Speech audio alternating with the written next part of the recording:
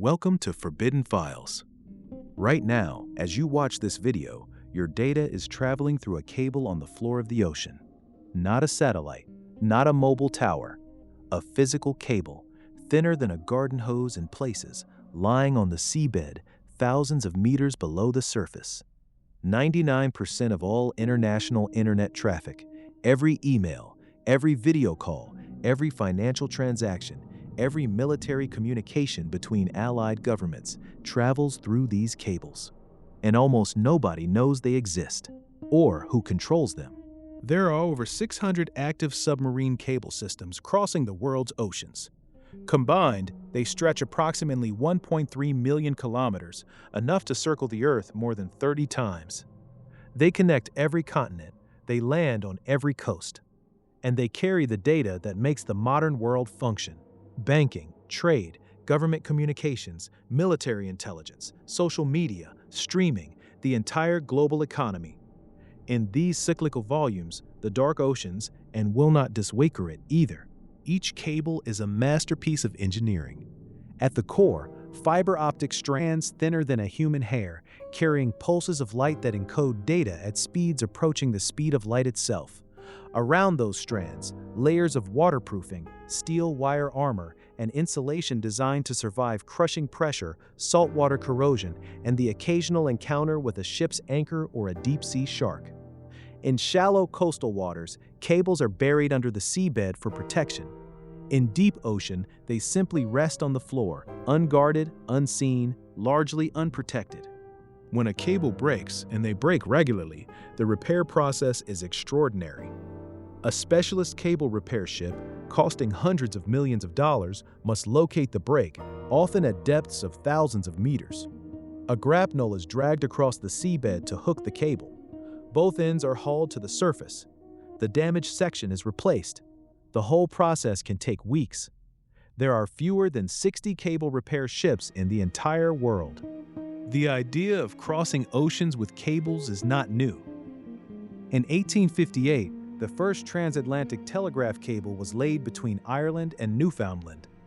It worked for 3 weeks before failing, but the principle was proven. By 1866, a reliable transatlantic telegraph cable was operational. For the first time in history, a message could cross the Atlantic in minutes rather than weeks. It was one of the most transformative technological achievements of the 19th century. Medium pause. The modern submarine cable era began in 1988, when the first fiber optic cable crossed the Atlantic, carrying phone calls at a capacity that dwarfed anything copper wire could manage. As the internet grew through the 1990s, demand for cable capacity exploded. Dozens of new cable systems were laid.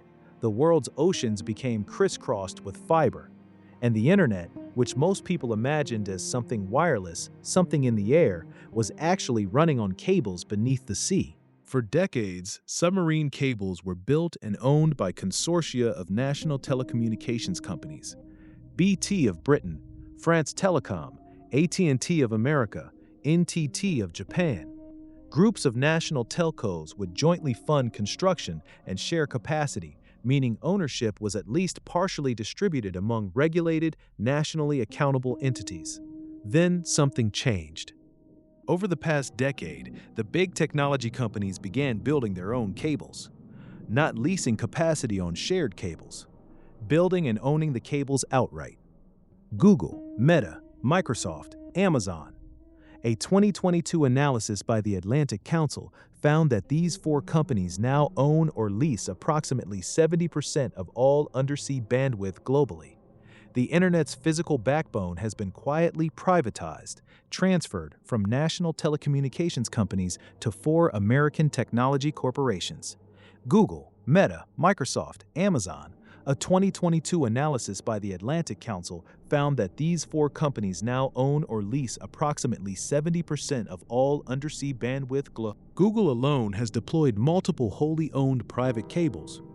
The Curie cable, connecting California to Chile. The Dunant cable, connecting the U.S. to France. The Grace Hopper cable, connecting the U.S. to Britain and Spain. The Equiano cable, connecting Portugal down the west coast of Africa. Google named each cable after a historical figure of freedom and change. The symbolism is deliberate, and the message is clear. Google is marking its territory across global markets. Meta, the company that owns Facebook, Instagram, and WhatsApp, announced a cable called To Africa. At 45,000 kilometers, it is the longest submarine cable ever built. It encircles the entire African continent, connecting 33 countries to high-speed internet and to Meta's platforms. Oxford University's Professor Willy Ledornverte described it plainly. Meta's control over the world's longest cable represents the growing concentration of digital infrastructure ownership by big tech, strengthening their dominance in the physical infrastructure of the digital world. At the border of corporate regulation, the IEs will likely, where cables come ashore, are called landing stations. These are the most strategically critical points in the entire system. A cable landing station is where the ocean meets the land, where data flowing through thousands of kilometers of seabed cable enters a country's terrestrial network. They are heavily guarded. They are monitored around the clock. And they are the points at which a government or a technology company can theoretically intercept, slow, or sever a country's connection to the global internet. In 2013, Edward Snowden revealed that British intelligence agency GCHQ, in cooperation with the NSA, had been secretly tapping submarine cables landing in Britain. The program, called Tempora, gave intelligence agencies access to vast amounts of internet traffic, emails, phone calls, social media activity, flowing through cables connecting Britain to the rest of the world. The cables that were supposed to carry private communications between citizens were being monitored by governments. Legally. Secretly. And then there is China. Huawei Technologies, the Chinese company that became the center of a global geopolitical battle over 5G networks, has a subsidiary called Huawei Marine, now renamed HMN Technologies. It has led the construction or upgrading of over 90 undersea internet cables. Cables connecting developing nations in Africa, Asia, and the Pacific to the global internet. The United States government has repeatedly warned that Chinese-built cables could allow Chinese intelligence services to access the data flowing through them. Beijing denies this, but the warning has been enough to derail multiple cable projects. Beijing denies this. In 2020, the U.S. government blocked a cable project called the Pacific Light Cable Network, a planned connection between the U.S., Taiwan, Philippines, and Hong Kong, backed by Google and Meta. The reason? The Hong Kong end of the cable would connect to a company with Chinese government links. Washington decided that was too great a security risk. The cable was rerouted, bypassing Hong Kong entirely. But the most immediate threat to submarine cables is not espionage. It is sabotage. In October 2023, a gas pipeline called Baltic Connector, running under the Baltic Sea between Finland and Estonia, was severed. Simultaneously, two separate telecommunications cables were damaged. Finnish investigators concluded the damage had been caused by a Chinese container ship called Nunu Polar Bear, which had been dragging its anchor along the seabed. The ship's route corresponded precisely to the damage sites. Its movements before the incident were described as suspicious. The captain was arrested in Hong Kong in May 2025. In November 2024, two more cables were severed in the Baltic Sea, simultaneously more than 100 nautical miles apart.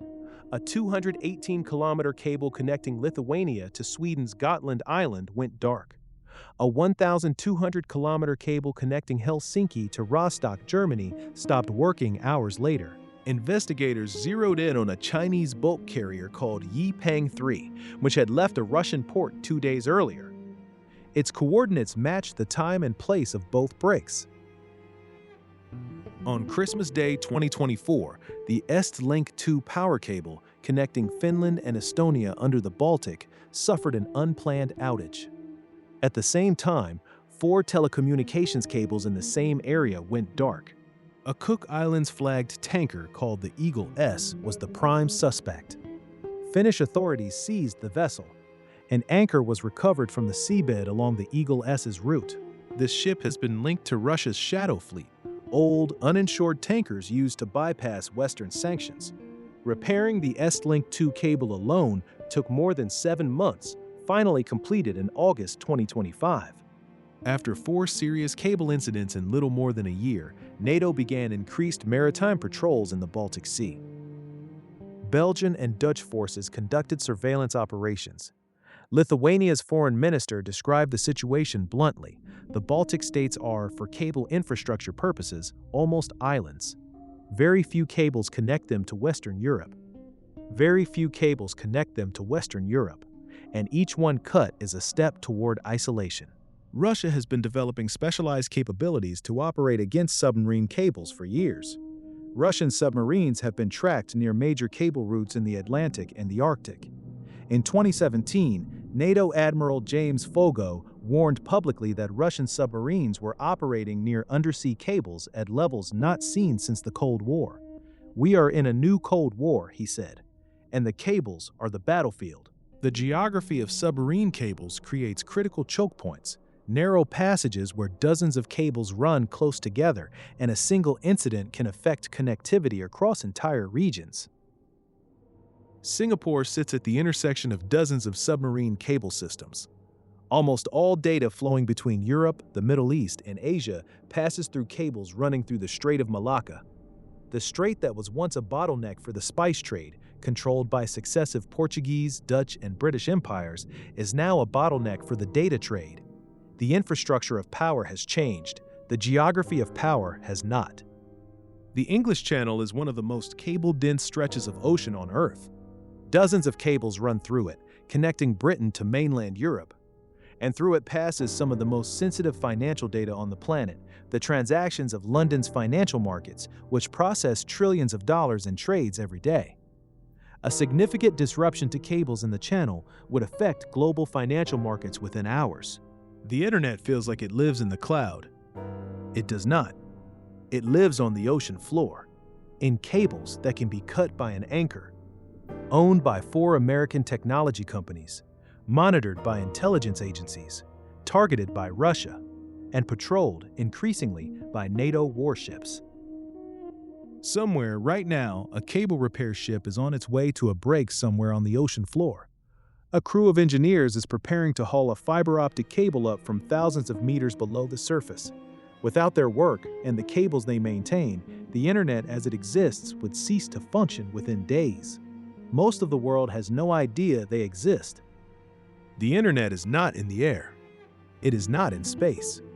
It is a physical thing, lying on the floor of the ocean, owned by corporations, monitored by governments, and targeted by adversaries who have understood something most people never think about. Cut the cables and you cut the world. If this changed how you see the device in your hand, drop it in the comments.